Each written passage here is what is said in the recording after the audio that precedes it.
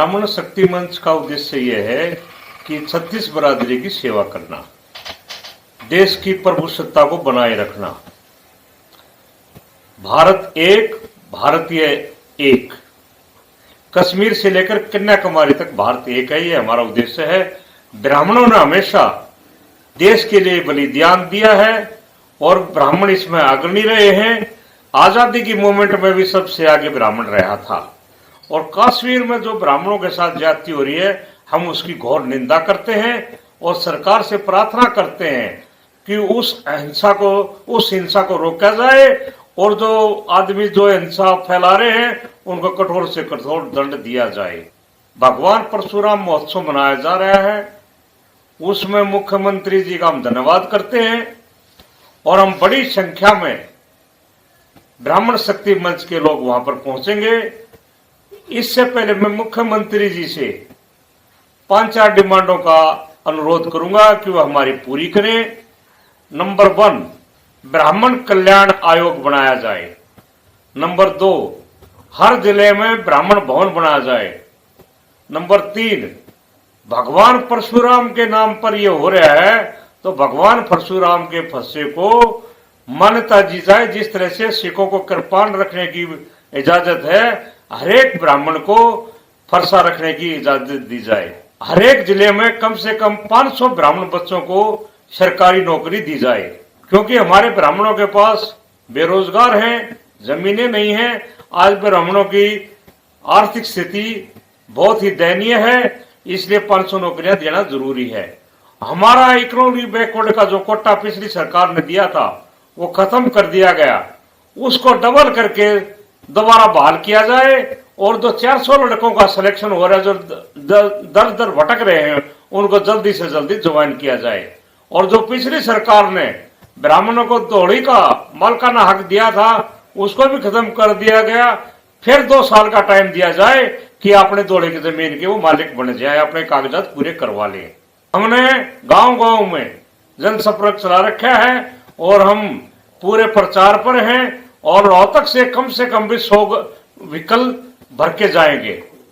मुझे दुख है कि ब्राह्मणों वाली जमीन के बारे में मुख्यमंत्री जी ने कमेटी बना दी और उस कमेटी ने अब तक कोई अपनी रिपोर्ट नहीं दी है। मैं मुख्यमंत्री जी से आग्रह करूंगा 11 दिसंबर को वो जमीन ब्राह्मण समाज को सौंपें और लीज को नए सिरे से बढ़ाया जाए और कम से कम 300 करोड़ रुपए हमें उस पर स्कूल, कॉलेज, मंदिर बनाने के लिए दिए जाए ताकि 36 बरादरी के लोगों का भला हो सके। ब्राह्मण समाज के पास तो ब्राह्मण अगर चुनाव सरकार टाइम पर कराती है, क्योंकि एडमिनिस्ट्रेटर महोदय 9 साल से लगे हुए हैं।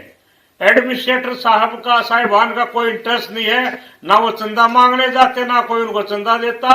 आज संस्थाएं बर्बादी की करार पर हैं।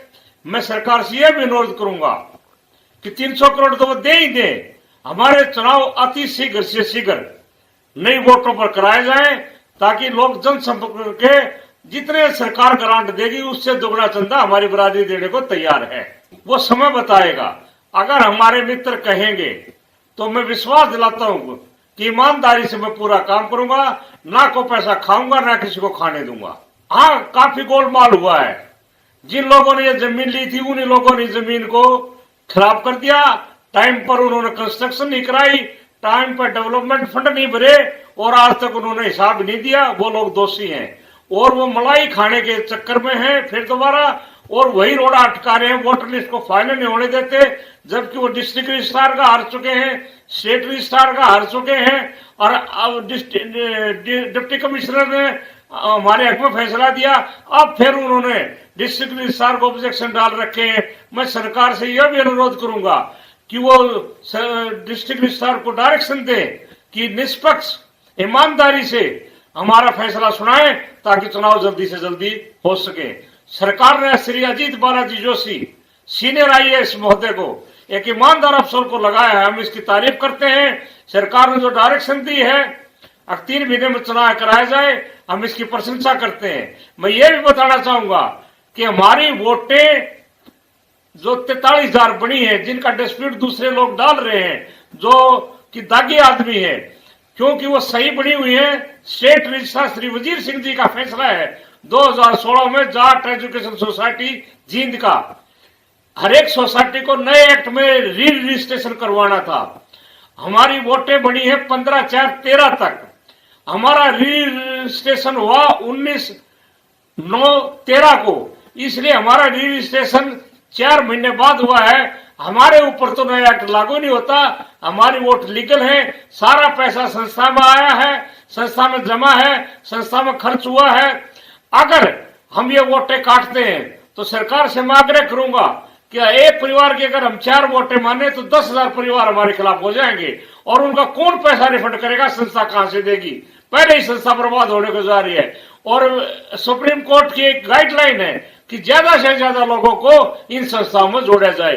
ये भी संविधान के तहत है। तो मैं अनुरोध करूंगा कि डिस्ट्रिक्ट रजिस्ट्रार को जल्दी जल्दी राय देकर हमारी लिस्ट फाइनल करके, और माननीय श्री अजीत बालाजी जोशी जी हमारा चुनाव अति शीघ्र कराएं, ताकि बरादरी का चुना हुआ नुमाइंदा यहाँ संस्था को संभाल सके और संस्था की उन्नति की तरक्की पर, उन्नति के रास्ते पर चल पड़े।